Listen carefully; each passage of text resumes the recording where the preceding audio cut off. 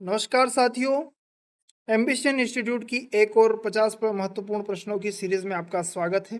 तो आज हम जितने भी प्रश्न लेंगे वो सब हिंदी काव्य शास्त्र से रहेंगे। तो चलिए शुरू करते हैं जल्दी से क्लास को। पहला प्रश्न, काव्य की आत्मा किसे माना गया है? रस, गुण, छंद या अलंकार? तो काव्य की आत्मा किसे माना गया है?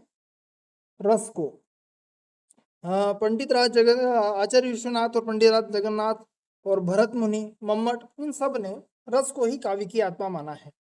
और भरत मुनि ने अपने नाट्य शास्त्र में इसकी विवेचना भी की है। अगला प्रश्न है, भरत मुनि के अनुसार रसों की संख्या कितनी मानी गई है? 9, 10, 8 या 11? तो भरत मुनि के अनुसार यहाँ कितना हो जाएगा? 8। आज हम कितने मानते हैं? 10 या 11। तो आज जो 11 रस मानते हैं उनमें से कौन कौन से रस भरत मुनि ने नहीं माने थे? शांत रस, वात्सल्य रस और एक भक्ति रस जो नया जोड़ा है, इनको भरत मुनि ने नहीं माना है। अगला प्रश्न है, श्रृंगार रस का स्थायी भाव क्या है? तो श्रृंगार रस का स्थायी भाव क्या हो जाएगा? रति। रति मतलब प्रेम, क्या होगा? रति। अगला प्रश्न है, वीर रस का स्थायी भाव निम्नलिखित में से कौन सा है? उत्साह, भय, विस्मय या क्रोध? क्या हो जाएगा? तो वीर रस का स्थायी भाव हो जाएगा उत्साह। क्या होगा? उत्साह। अगला प्रश्न है, सर्वश्रेष्ठ रस या रसराज किसे कहा जाता है? वीर रस को, शांत रस को, करुण रस को या श्रृंगार रस को? किसे मानेंगे? तो सर्वश्रेष्ठ रस मानते हैं श्रृंगार रस को या रसराज को, इसी को कहते हैं। अगला प्रश्न है, रौद्र रस का स्थायी भाव क्या है? जुगुप्सा, विस्मय, क्रोध या भय? क्या होगा रौद्र रस का? तो रौद्र रस का स्थायी भाव है वो हो जाएगा क्रोध। अगला प्रश्न है, विभत्स रस का स्थायी भाव क्या होगा? शोक, विस्मय, जुगुप्सा या घृणा? क्या होगा? तो विभत्स रस का स्थायी भाव हो जाएगा जुगुप्सा। अगला प्रश्न है, अद्भुत रस का स्थायी भाव क्या है? भय, उत्साह, विस्मय, आश्चर्य या रति? क्या हो जाएगा? विस्मय या आश्चर्य। अगला प्रश्न, शांत रस का स्थायी भाव कौन सा है? शोक, घृणा, निर्वेद, शम या हास? क्या हो जाएगा? शांत रस का स्थायी भाव हो जाएगा निर्वेद या शम। अगला प्रश्न है, काव्य शास्त्र में नववा रस किसे माना गया है?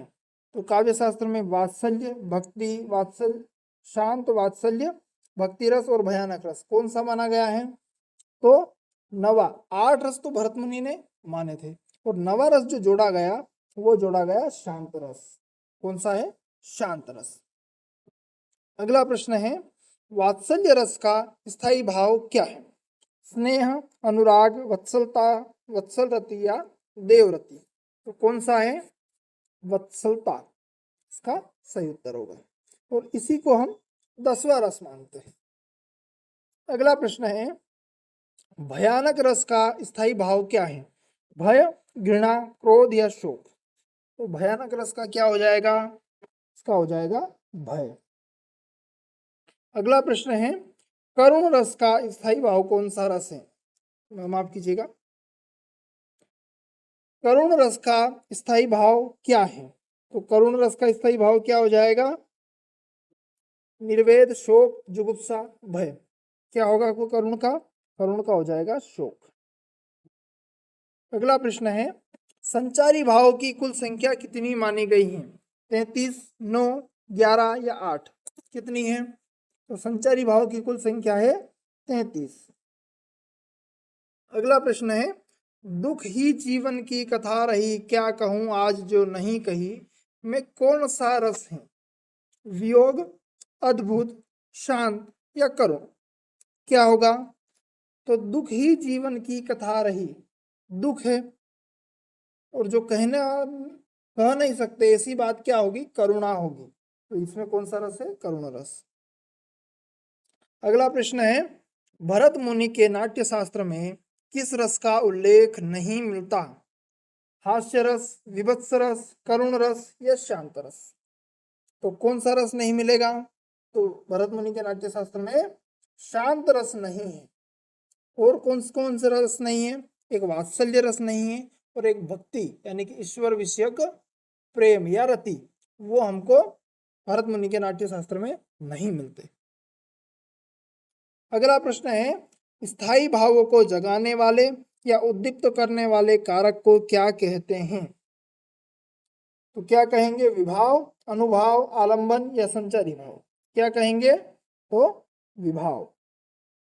अगला प्रश्न है, आश्रय की बाह्य शारीरिक चेष्टाओं को क्या कहा जाता है?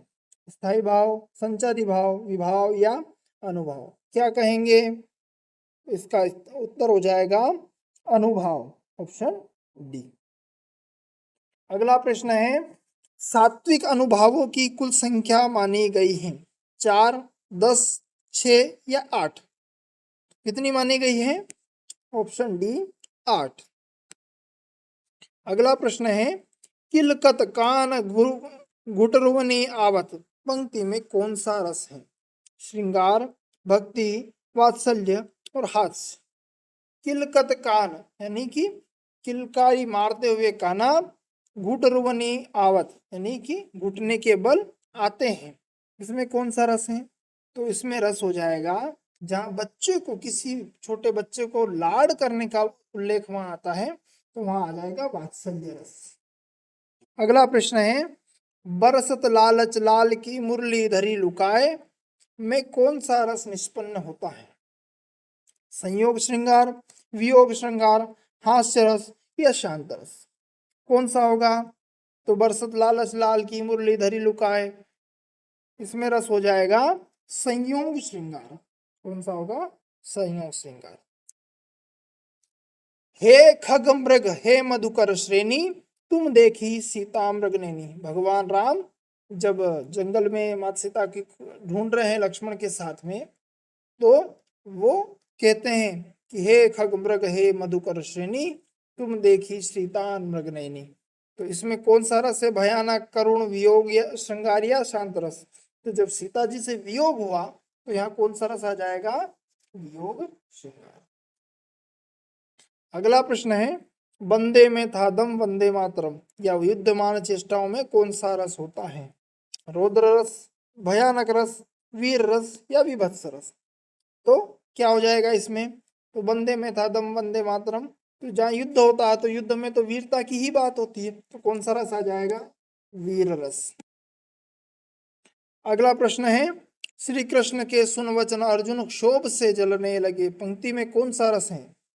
वीर रस, भयानक रस, विभत्स रस या रौद्र रस? कौन सा रस होगा? श्री कृष्ण के सुन वचन अर्जुन शोभ से जलने लगे, सब शोक अपना भूल कर करतल युगर मलने लगे, ये जो पंक्तियां हैं इनमें कौन सा रस होगा? तो कृष्ण के वचन जो सुनकर अर्जुन दुख करते हैं, तो कौन सा रस हो जाएगा? यहाँ होगा रौद्र रस। शोभ से जलने लगे, कौन सा होगा? रौद्र रस। सिर पर बैठो काग आंख दो खात, खिजत जिही सयार में कौन सा रस है? विभत्स रस, भयानक रस, करुण रस या रौद्र रस? कौन सा हो जाएगा? तो विभत्स रस, यानी कि देखकर ही मन में अटपटा लगता है, बहुत बुरा जब लगे, तो वहां कौन सा रस होगा? विभत्स रस। इसके सिर पर कोआ बैठा है और दोनों आंखें खा रहा है, और जो सियार है वो चमड़ी खींच खींच कर जा रहा है, देखने में कितना भद्दा लगता है, कितना बुरा लगता है। अगला प्रश्न है, एक और अजगर ही लखी एक और मृगराय पंक्ति में कौन सा रस है? अद्भुत रस, विभत्स रस, करुण रस या भयानक रस? तो कौन सा रस होगा यहाँ? यहाँ होगा भयानक, कि एक और तो अजगर खड़ा है और एक और मृगराय यानी कि हिरण का राजा, तो एक और अजगर खड़ा है, तो अजगर को देखकर हिरण के मन में क्या आता है? डर लगता है ना, तो भय होता है, तो भयानक रस हो जाएगा। देखी सुदामा की दीन दशा, करुणा करी के करुणा निधि रोए में कौन सा रस है? वात्सल्य, करुणा, वियोग श्रृंगार या शांत रस? कौन सा होगा? तो करुणा करी के करुणा निधि रोए, तो करुणा करके ही रोए भगवान करुणा निधि। सीधा सा इसका उत्तर इसी लाइन में मिल जाएगा कि करुण रस होगा। अगला प्रश्न है, अखिल भुवन चर अचर सब हरिमुख में लखी मातु, पंक्ति में कौन सा रस है? अद्भुत रस, हास्य रस, भक्ति रस या शांत रस? कौन सा रस हो जाएगा? तो यहां हो जाएगा अद्भुत रस। अगला प्रश्न है, मन रे तन कागद का पुतला, लागे बूंद बिनस जाए छिन में कौन सा रस है? विभत्स, करुण, शांत या भक्ति रस? कौन सा हो जाएगा? तो यहां हो जाएगा शांत रस। अगला प्रश्न है, राम जपू राम जपू राम जपू बावरे, पंक्ति में कौन सा रस निहित है? भक्ति रस, श्रृंगार रस, शांत रस या वात्सल्य रस? कौन सा हो जाएगा? तो यहाँ हो जाएगा भक्ति रस। राम का जपना, भगवान राम को जप रहा है तो भक्ति कर रहा है, तो भक्ति रस होगा। अगला प्रश्न है, भक्ति रस का स्थायी भाव क्या माना गया है? निर्वेद, वत्सलता, अनुराग या भगवत विषयक रति? क्या होगा? तो यहाँ हो जाएगा भगवत विषयक रति या भक्ति रूपी रति। अगला प्रश्न है, रस निष्पत्ति का प्रसिद्ध सूत्र विभावानुभावी व्यभिचारी संयोगाद रस निष्पत्ति किसने दिया? भामा ने, मम्मट ने, भरत मुनि ने, पंडित राज जगन्नाथ ने? तो इसको ज्यादा सोचना नहीं है, और यह किसका है? भरत मुनि का सूत्र है। अगला है कि भरत मुनि के रस सूत्र में निम्नलिखित में से किसका उल्लेख नहीं है? स्थायी भाव का नहीं है, विभाव का नहीं है, व्यभिचारी भाव का नहीं है, अनुभाव का नहीं है। तो किसका नहीं है? यहाँ स्थायी भाव का उल्लेख नहीं है। जैसा कि हम इसमें पढ़ते हैं, विभाव, अनुभाव, व्यभिचारी भाव, इन और इनके संयोग से रस की निष्पत्ति होती है। तो विभाव, अनुभाव और व्यभिचारी भाव। तो यहाँ विभाव है, अनुभाव है, व्यभिचारी भाव, स्थायी भाव नहीं है। अगला प्रश्न है, व्यभिचारी भाव को अन्य किस नाम से जाना जाता है? अनुभाव, विभाव, स्थायी भाव या संचारी भाव? तो इसको हम जानते हैं संचारी भाव के नाम से। अगला प्रश्न है, विभाव के कितने भेद होते हैं? 8, 2, 3 या 4? तो विभाव के कितने भेद होंगे? 2 भेद। अगला प्रश्न है, विभाव के 2 मुख्य भेद कौन कौन से हैं? सात्विक और आहार्य, कायिक और वाचिक, आलंबन और उद्दीपन, और आश्रय और विषय? कौन से हो जाएंगे? तो इसके उत्तर हो जाएगा सी, आलंबन और उद्दीपन। अगला प्रश्न है, आलंबन विभाव के कितने पक्ष या भेद होते हैं? 4, 5, 2 या 3? कितने होंगे? तो इसका हो जाएगा 2, आश्रय और विषय, ये दोनों आलंबन विभाव के पक्ष या भेद होते हैं। अगला है, जिसके हृदय में भाव जागृत होते हैं उसे क्या कहते हैं? अनुभाव, उद्दीपन, आश्रय या विषय? क्या कहेंगे? जिसके हृदय में भाव जागृत होते हैं उसको कहेंगे आश्रय। अगला प्रश्न है, जिसको देखकर या जिसके कारण मन में भाव जागता है उसे क्या कहेंगे? एक तो हो गया आश्रय, जिसके मन में भाव जागता है, और जिसकी वजह से जो कारण बनता है भाव जागने का उसे क्या कहेंगे? क्या विषय आलंबन कहेंगे, आश्रय आलंबन कहेंगे, अनुभव आलंबन कहेंगे या संचारी आलंबन कहेंगे? तो उसको कहेंगे हम विषय आलंबन। क्या कहेंगे? विषय आलंबन। ऑप्शन ए हमारा सही हो जाएगा। अगला प्रश्न है, तंबूरा ले मंच पर बैठे प्रेम प्रताप, साज मिले है 15 मिनट घंटा भर आलाप में कौन सा रस? शांत, वीर, अद्भुत या हास्य रस? कौन सा होगा? प्रश्न 40 का उत्तर क्या हो जाएगा? तो तंबूरा ले मंच पर बैठे प्रेम प्रताप, तो मंच पर तंबूरा लेकर बैठ गए, साजबाज मिल गए, 15 मिनट और घंटा भर आलाप उन्होंने किया। तो यहाँ जो रस हो रहा है वो है हास्य रस। अगला प्रश्न है, अश्रु, स्वेद, रोमांच, स्तंभ, स्वरभंग किसके अंतर्गत आते हैं? विभाव के, सात्विक अनुभाव के, कायिक अनुभाव के या संचारी भाव के? क्या होते हैं ये? इसका उत्तर हो जाएगा सात्विक अनुभाव। Option number B. अगला प्रश्न है, अमर्ष क्या है? एक विभाव, एक संचारी भाव, एक काव्य दोष या एक काव्य गुण, क्या होता है? तो एक ऑप्शन नंबर बी है, एक संचारी भाव, ये हमारा उत्तर होगा। अगला प्रश्न है, संचारी भाव का क्या कार्य होता है? पानी के बुलबुलों की तरह बनना और मिटना, रस को समाप्त करना, विभाव को जगाना, अंत तक स्थिर रहना। तो रस को समाप्त करना ये तो किसी भी अवस्था में नहीं हो सकता, और सही उत्तर क्या होगा कि पानी के बुलबुलों की तरह बनना और मिटना संचारी भाव होता है, कि जिस रस से जिस भाव का संचार हो, वो कुछ वह अव्यक्त के लिए होता है, कि जैसे कि कोई कविता सुनाई और वीर रस का, वीरता का संचार हो जाए, आदमी वीर बन जाए, और वो क्षणिक भर की हो कि थोड़ी देर वीर बन जाए फिर शांत हो जाए, तो उस तरह से संचारी भाव का आगमन होता है और फिर मिट जाता है। जैसे पानी में पानी के बुलबुले बनते हैं और फिर मिट जाते हैं, वैसे ही संचारी भाव आते हैं और चले जाते हैं। अगला प्रश्न है, वियोग श्रृंगार की कुल कितनी दशाएं या अवस्थाएं मानी गई हैं? 10, 6, 8 या 12, कितनी मानी गई हैं? तो वियोग श्रृंगार की कुल 10 अवस्थाएं मानी गई है। अगला प्रश्न है, आचार्य रामचंद्र शुक्ल ने किस रस को रसराज स्वीकार किया है?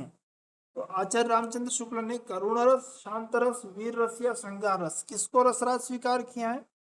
तो शुक्ल जी ने श्रृंगार रस को रसराज स्वीकार किया है।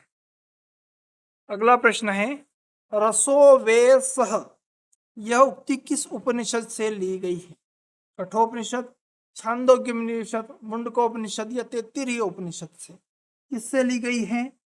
तो ये ली है तैत्तिरीय उपनिषद से, और रस शब्द का प्रथम बार उल्लेख भी तैत्तिरीय उपनिषद में ही होता है।